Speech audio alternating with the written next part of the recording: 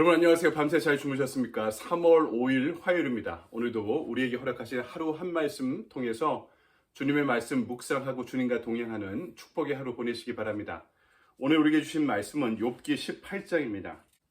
1절부터 9절까지의 말씀 제가 봉독해 올리는데요. 여러분은 1절부터 끝절까지의 말씀을 잘 읽어주시기 바랍니다. 수아 사람 빌닷이 대답하였다. 너는 언제 입을 다물 테냐? 제발 좀 이제라도 눈치를 채고서 말을 그치면 우리가 말을 할 수 있겠다. 어찌하여 너는 우리를 짐승처럼 여기며 어찌하여 우리를 어리석게 보느냐?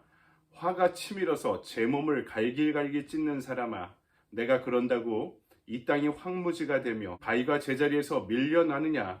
결국 악한 자의 빛은 꺼지기 마련이고 그 불꽃도 빛을 잃고 마는 법이다. 그의 집안을 밝히던 빛은 점점 희미해지고 환하게 비추어 주던 등불도 꺼질 것이다. 그의 힘찬 발걸음이 뒤뚱거리며 제게에 제가 걸려 넘어지게 될 것이다. 제 발로 그물에 걸리고 스스로 함정으로 걸어 들어가니 그의 발 뒤꿈치는 덫에 걸리고 올가미가 그를 단단히 죄일 것이다. 아멘. 주님의 말씀입니다. 주님께 감사드립니다. 이 아침에 우리 주신 말씀 가지고 하나님은 악한 자도 사랑하실까라는 제목으로 말씀을 증거하도록 하겠습니다. 욥의 세 친구 중 수앗 사람 빌닷이 등장합니다. 두 번째 라운드의 두 번째 논쟁을 시작하는 거죠. 여러분, 빌닷은 정통주의자였습니다. 선대로부터 내려오는 전통적인 관점과 교리를 끝까지 고수하는 사람이었습니다. 이미 8장에서 빌닷이 인과응보론을 강조하죠. 선한 사람 복 받고 악한 사람 벌 주신다. 라는 정통적인 신명기의 윤리, 인과응보론을 계속해서 이야기합니다. 오늘 말씀에서도 이것을 더욱더 단순하고 과격하게 되풀이하고 있습니다. 그것도 욥이 자신의 무지함을 일관되게 주장하니까 더욱 신경질적으로 그리고 원색적으로 욥은 악인이다 라고 공박하고 있습니다. 흥미롭게도 빌닷은 처음 8장에서는 욥의 회복 가능성에 대해서 이야기하지만 이제 앞으로 더 그런 이야기를 하지 않습니다. 그만큼 설전이 지나치게 격화되고 있으면서 서로 감정이 상하고 있는 거죠. 새 친구들과 욥과의 논쟁이 두 번째 라운드에 들어서게 되니까 이 친구들의 입장이 더욱더 강경해지는 것을 볼 수 있습니다. 하나님께서는 악인은 반드시 멸하시는, 심판하시는 공의로우신 하나님이시기 때문에 욥은 반드시 필연적으로 그가 당해야 될 징벌을 당하고 있는 것이다 라는 것이 빌닷의 주장이었던 것입니다. 오늘 말씀 첫 번째로 자신의 논리에 하나님을 끌어들이고 있는 빌닷의 이야기를 보게 됩니다. 세 친구들의 한 통속이 되어서 욥을 죄인으로 몰고 가고 있는데 욥은 지금 요지부동입니다. 고통받아야 될 죄가 그만큼 나에게 있지 않다. 하나님과 사람들 앞에서 자신의 결백함을 계속 주장하죠. 이제 빌닷은 욥을 향해 입을 닥쳐라 윽박지릅니다. 그러면서 친구들의 말을 받아들이지 않는 것은 자기들을 이렇게 조언해주는 자신들을 짐승처럼 여기는 것이다. 이렇게까지 이야기를 합니다. 빌닷은 인생의 생사화복이 하나님께 달려있지만 하나님이 인간의 수고와 애씀을 넘어서 초월하시는 분이라는 사실을 간과하고 있습니다. 여러분, 인간이 인과응보론이 좋죠. 이게 맞는 것 같지만 선한 일을 하면 선하게 축복하시고 악한 일을 하면 벌여주시는 하나님이라면 하나님 너무 기계적이죠. 오히려 하나님의 행위를 인간이 이끌어내는 것처럼 보입니다. 인간의 행위에 하나님의 축복과 하나님의 저주가 속박되어 있는 것처럼 보이게 되는 것이죠. 하나님은 그 인과율에 갇혀 계신 분이 아니십니다. 하나님은 내 생각과 뜻에 의해 움직이시는 분이 아니십니다. 그럼에도 불구하고 우리는 때때로 고난당하고 있는 큰 일을 당한 이웃들을 향해 그런 관점과 마음으로 그들을 평가하고 비난할 때가 있지 않습니까? 내 뜻에 맞게 하나님을 끌어들이며 그것을 강요하고 있지는 않습니까? 하나님의 뜻과 내 의지가 다를 때는요, 우리는 말씀과 기도를 통해 하나님의 뜻과 의지에 나의 뜻과 의지를 조율해 갈 줄 알아야 됩니다. 그럼에도 불구하고 빌닷은 자신의 생각에 반대하는 욥을 공박하고 비난하면서 하나님이 반드시 자신의 뜻과 동일할 거다라는 전제 또는 결론을 갖고 있는 거죠.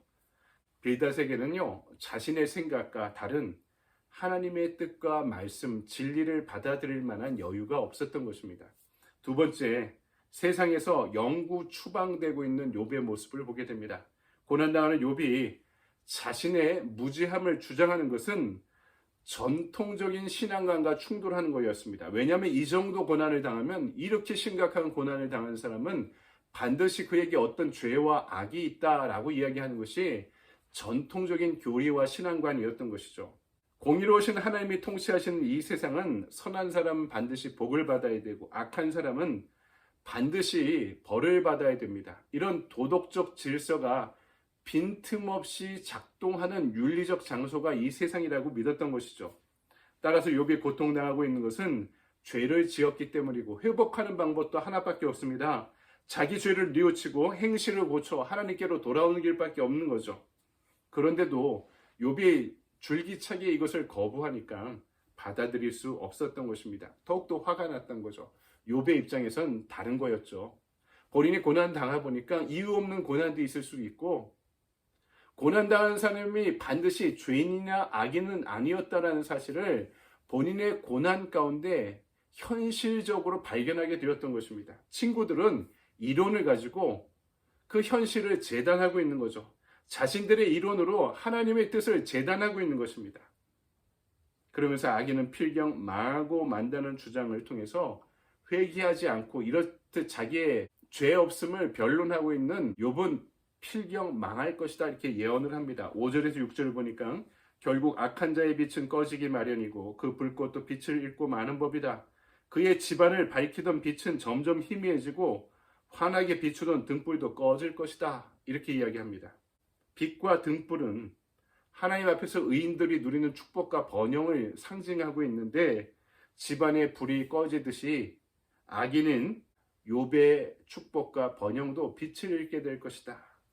7절 이하를 보면 짐승을 사냥하기 위한 다양한 도구들이 등장하죠. 그물, 함정, 덫, 올가미, 밧줄 이런 것들을 언급하면서 욥은 자기가 스스로 놓은 그물이나 함정이나 덫이나 올가미나 밧줄에 스스로 올가매게 되는 오류를 범할 것이다. 이렇게까지 이야기합니다.